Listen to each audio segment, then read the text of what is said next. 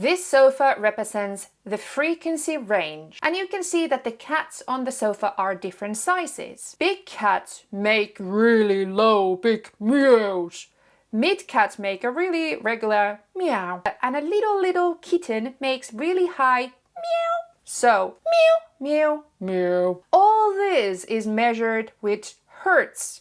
So human hearing goes from 20 hertz to 20k hertz. Cats and dogs probably hear a lot higher than that, but this is what we hear. And it's very beneficial for music producers and mixing engineers to understand where different instruments go in the frequency range. So example, your kick could be here, bass could be here, synth could be here, vocals here, hi-hats here. Then when we start mixing, we can use tools like EQ and sidechaining to even more separate each sound to their own little slot, to make tracks that are not muddy, or that are clear and sound very professional. Here I have in front of me a spectral analyzer. So this is a frequency range that we see here.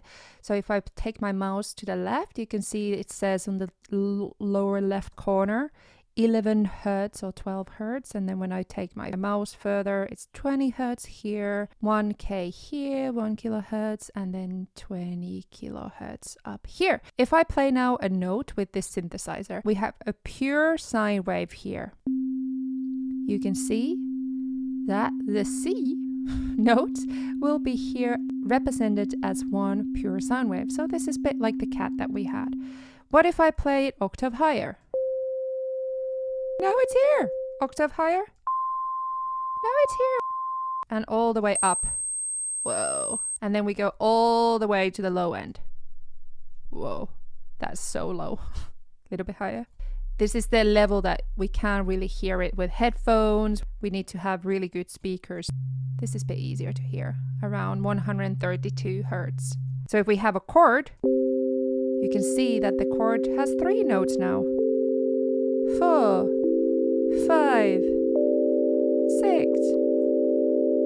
Wow, so cool. Give this channel a follow because next time I'm gonna explain what does muddy mean and how can we make things a little bit less muddy.